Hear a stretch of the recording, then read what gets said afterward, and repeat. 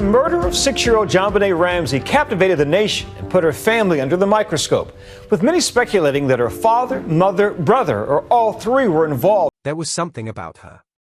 Bubbly, free-spirited, very bolder. You know the type. Yoga at sunrise, kombucha in hand. Probably hasn't seen a mink coat in her life and wouldn't be caught dead in one if she had. Boulder was gorgeous, sure, but it was nothing like the world we came from. We were suit and tie, briefcase and coffee people. Boulder was more into barefoot and crystal healing.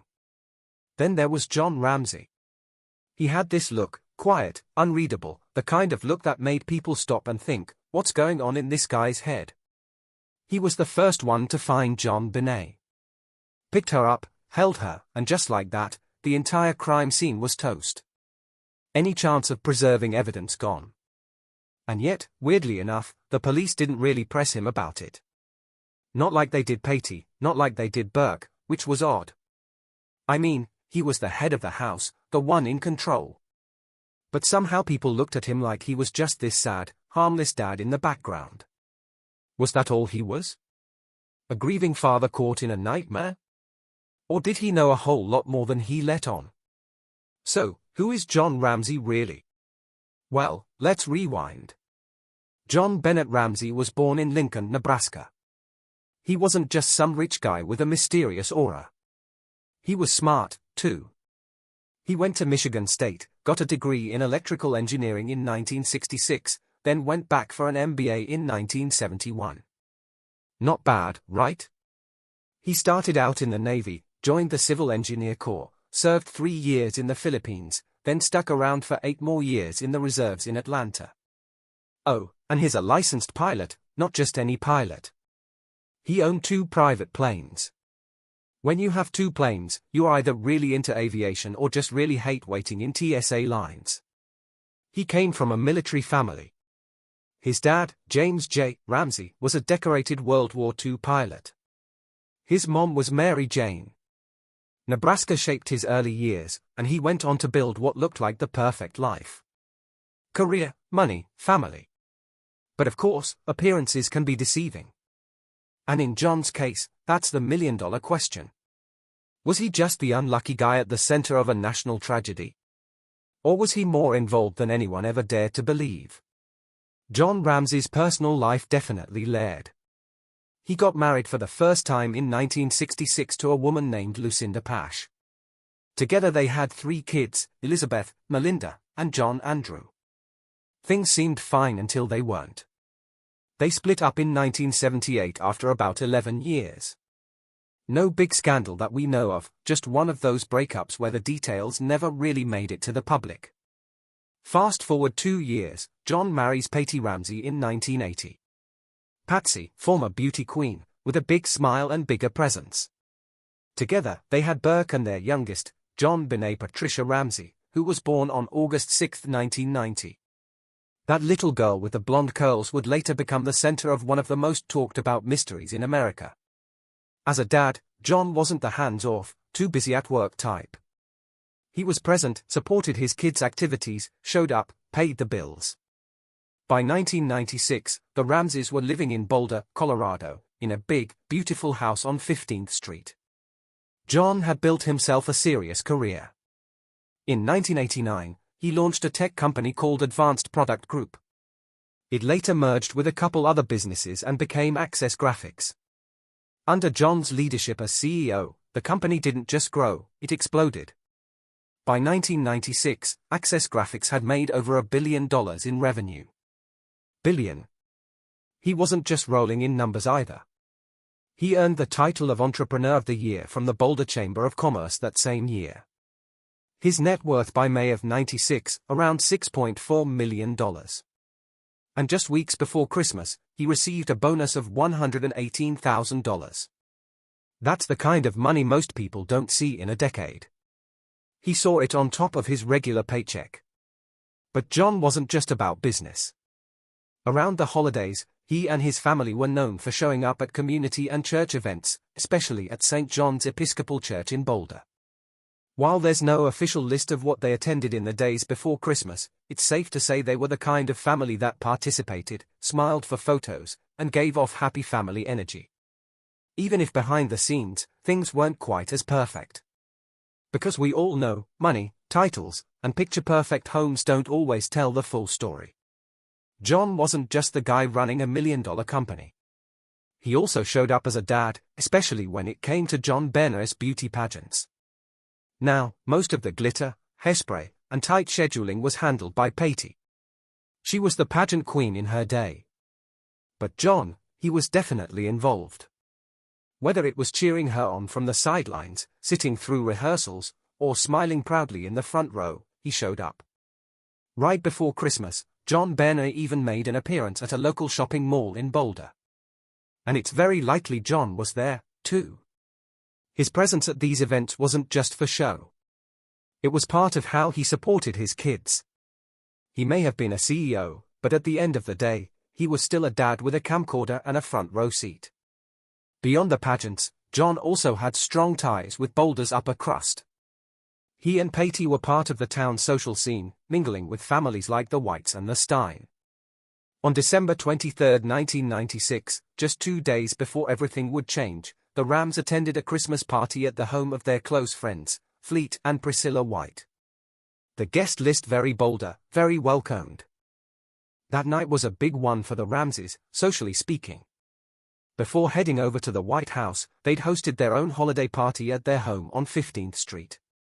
From about 5 to 8 p.m., their place was filled with 30 to 40 guests, friends, family, and kids running around in Christmas sweaters. There was even a Santa impersonator, Bill McReynolds, who dropped by to add to the festive mood. The kids decorated gingerbread houses, the grown-ups mingled, and everything looked picture perfect. One moment that stood out was when Patty gifted JonBenet a gold bracelet engraved with her name and the date, 25th of December, 1996. A sweet little Christmas keepsake that now feels heartbreakingly symbolic. As if that wasn't enough on their plate, John had also been making travel plans. The Ramseys owned a vacation home in Charlevoix, Michigan, and they were planning to fly out after Christmas to spend time with John's older kids, Melinda and John Andrew, from his first marriage. Since John was a licensed pilot, he'd arranged to fly the family himself. Classic Ramsey, mixing family time with a bit of luxury. All in all, the days leading up to Christmas were packed: work, family, parties, travel plans. It was a whirlwind. On the surface, everything seemed happy and full. But as we know, that picture-perfect life would soon shatter. So on Christmas Day 1996, everything seemed pretty normal at the Ramsey house. You had JonBenet, their 6-year-old daughter, all dressed up in a cute black and white outfit, probably showing off a new bracelet she just got as a gift. The family had friends over, people like R.A. Brown, Priscilla White's parents, and a guy named Cliff Gaston, who was close to the family. John Ramsey, the dad, was hosting, so he was around, probably mingling, but nothing really stands out about what he did that day. But then something strange happened that evening. A 911 call was made from their house around 6:48 p.m. It got cut off before anyone could talk. When the police called back, no one picked up, so they sent an officer to check it out. A family friend, Susan Stein, told the officer it was probably just a mistake. Maybe someone was trying to order medication for an elderly relative or something. It didn't seem urgent at the time, so the officer left and no report was filed. The rest of Christmas was just typical. JonBenet got a bike, the family opened presents, had dinner, just your usual holiday stuff. Later that night, John said he carried JonBenet to bed after all the excitement. There's even a theory that she might have had some pineapple that night, but nothing really confirms that or that John was the one who gave it to her. Then came the morning of December 26th. And this is where everything changes. Around 5:30 a.m., Patty woke up to get some coffee going. They were supposed to fly out to Charlevoix, Michigan later that day. John had his own private plane and was planning to fly the family himself. But not long after she got up, Patty went to check on JonBenet and realized her bed was empty. Naturally, she panicked. A few minutes later, she found a handwritten ransom note on a back staircase. It was long, 3 pages, and demanded an oddly specific amount of money, the exact figure John had just received as a Christmas bonus. The note claimed JonBenet had been kidnapped. Patty immediately ran to tell John, and the two of them frantically searched the house. No sign of JonBenet. They even peeked in on Burke, their son, who was still asleep. Then at 5:52 a.m., Patty called 911. The call has been picked apart ever since. Instead of immediately saying what was wrong, Patty started by giving their address. Now, that could just be her trying to be efficient. But some people think it sounded weird, like maybe she was following a script. When she did explain, she said, "We have a kidnapping, instead of my daughter's been taken." Little things like that made people feel like she was distancing herself from what was actually happening. Throughout the call, she kept focusing on the ransom note before even mentioning her daughter was missing. That felt off too, like the note was more important than the child. And instead of saying my daughter, she kept using our daughter or we, which made her sound oddly detached. People also noticed she said please over and over, which while polite, struck some as forced, almost like she was trying too hard to sound upset. Even more concerning, she never asked the dispatcher things like, "What should I do?" or "How do I get her back?" She didn't even mention the note's warning not to call the police, which would have been a huge source of fear for any parent. After she hung up, the call line stayed open a few more seconds. You can actually hear voices in the background. One sounds like John saying, "We're not speaking to you." And another probably Patty saying again and again, "What did you do?" Some think they were talking to Burke, which is unsettling since they claimed he was asleep through everything. So, was the call real, or was it something else? That's still a big question. Anyway, once the police got there, John seemed cooperative at first. He gave them the ransom note, answered some questions, and even called friends like Fleet and Priscilla White to come over and support them. The problem was that those friends came into the house before it was secured as a crime scene. Some people even cleaned the kitchen or moved things around, which made investigators really suspicious. Why let people in when the note specifically said not to contact anyone? Still, it might have just been a reaction to stress. People don't always think clearly in moments like that. But here's the part that really raised eyebrows. All morning, the police were searching, but they didn't fully check the basement. Then around 1 p.m., the lead detective asked John and Fleet to do one more walk through. They went straight to a back room in the basement, a storage area for Christmas stuff. That's where John found JonBenet's body. She was lying on the floor under a white blanket with duct tape on her mouth and a garrote around her neck. At that moment, John picked her up and brought her upstairs, sobbing and screaming. He laid her down near the Christmas tree. That action, moving the body, ended up being a huge issue. It disrupted any potential evidence, fingerprints, positioning, DNA, and the way he interacted with the detective afterward made her feel like something wasn't right. She later said there was a silent look between them that gave her chills. Since then, the case has been wrapped in mystery and suspicion. The way the call was handled, the way the scene was treated, and the way people acted, all of it has led to years of speculation, but no real closure. To this day, we still don't really know what happened to JonBenet Ramsey. Even the FBI said it was unusually long. Most ransom notes are short and to the point. This one read more like a performance. Behavioral analysts even picked up on a maternal tone, like whoever wrote it knew the family well. Suspicion naturally fell on Patty. Handwriting analysis didn't confirm she wrote it, but it didn't rule her out either. John and Burke, their son, were cleared. But the fact that the note was written inside the house, and that no kidnapper ever followed up with a call or contact, it made it all feel staged, like someone might have written it to cover up something much darker. But others argued, what if an intruder had snuck in, waited for the right time, and took their sweet time writing that note? What if they knew exactly what they were doing?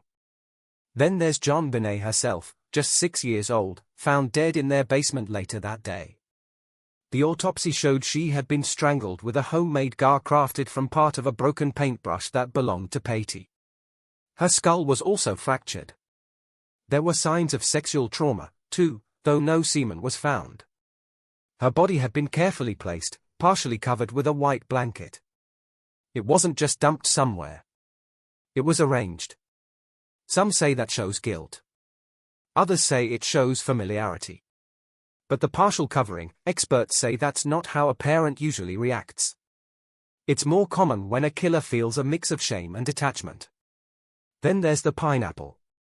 JonBenet had pineapple in her stomach, something she must have eaten between 1000 p.m. and 2 a.m., but both John and Patty said she hadn't eaten anything that night.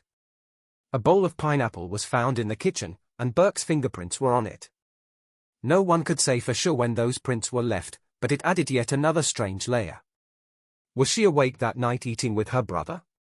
Did something happen then? Even John's reaction that day when he found her, when he carried her upstairs, got people talking. Some investigators felt he disturbed the scene, maybe even intentionally. But again, picture it. A father finds his daughter dead, alone in a basement. Can you really blame him for losing it? What makes this case even more confusing is that while so much points to someone inside the house, there's also a lot that supports the idea of an outsider breaking in. Let's talk about the DNA. Unidentified male DNA was found in multiple places on JonBenet's underwear, her leggings, even under her fingernails. It didn't match John, Burke, or Patty. It also didn't match anyone in the FBI's criminal database. That was a huge deal.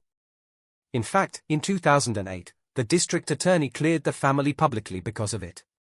Some experts still debated that move, wondering if the DNA could have been from the clothing manufacturer, but others argued that theory didn't hold water. The samples were complex and might have even come from more than one person. John later pushed for advanced genealogical testing in 2024, hoping maybe, just maybe, this mystery could finally be solved through science. Still, every answer just led to more questions. You know what still gives people chills? The moment John Ramsey walked down to the basement and found his daughter's body. It's been nearly 30 years, but that moment, how it happened, where it happened, still feels strange. Because here's the thing. John didn't just go looking through the house at random. He headed straight for the basement. Not just the basement either, but a little hidden room in the far corner. It was dark, quiet, and barely used. And it's where JonBenet was. Some people found that a little too convenient. A few experts, especially in the CBS documentary, wondered if he already knew where to find her. They even questioned if the whole search was just for show. But let's pause there for a second. Because when John came upstairs holding her body, sobbing, panicked, what you see isn't a man playing a part. You see a broken father. His daughter was gone. And whatever you believe that grief, it looked very, very real. Still, it's hard not to wonder, was that moment pure instinct or something more? Now everything in this case feels tangled. But the ransom note, that's where things start to get really weird. First of all, it was written inside the house, 3 pages long. Who takes time to write a novel during a kidnapping? All of it felt off. When the police first arrived, they assumed it was a kidnapping. That's what the note said, after all. So, they treated it like one, which meant the house wasn't locked down. People walked through it. Friends were invited over. Evidence got touched, moved, maybe even lost. And when John later found JonBenet in the basement and carried her upstairs, he unknowingly moved the body, possibly destroying critical evidence. But again, was that calculated, or was that a dad who had just found his little girl and didn't know what else to do? There were other strange details, too. A flashlight on the counter, possibly the weapon used to strike her, but it had no fingerprints, no blood, no DNA. A rope found in a guest room. No one in the family recognized it. A boot print in the basement that didn't belong to anyone living in the house. Even a pubic hair on the blanket, also not a match for anyone in the family. Then there's the DNA. This is the one thing that keeps hope alive. Male DNA under JonBenet's nails, on her underwear, and her leggings. And it didn't match John or Burke or anyone in the FBI system. In 2008, that DNA was enough for the district attorney to publicly clear the entire family. They said, "This came from someone else. We believe you." But not everyone agreed. Some thought the DNA could have been from the factory that made the clothes. Others believed it belonged to the real killer. In 2024, John pushed for new genealogical testing, hoping that maybe, just maybe, DNA could do what detectives never could. Give his daughter justice. Still, for every answer in this case, 5 more questions appear. A broken basement window? Was it the intruder's entry point or just a red herring? Unusual marks on her body? Were they stun gun wounds or something else? And that 911 call? Patty sounded frantic, terrified. But when the call ended, some audio experts later claimed there were faint voices still audible. One of them, maybe even Burke, despite the family saying he was asleep. Was that a technical glitch? Or did it mean someone was lying? At the center of all this is John Ramsey. His actions, his grief, his choices. He found the body. The note mentioned his bonus. He moved her. And yet, none of the physical evidence ever tied back to him. That's what makes this case so haunting. Every clue points in 2 directions. Every person feels both innocent and suspicious at the same time. And no matter how many years pass, JonBenet's story still rings through her family, through investigators, and through all of us still searching for answers. Because for everything we think we know, the truth is, this case remains just out of reach.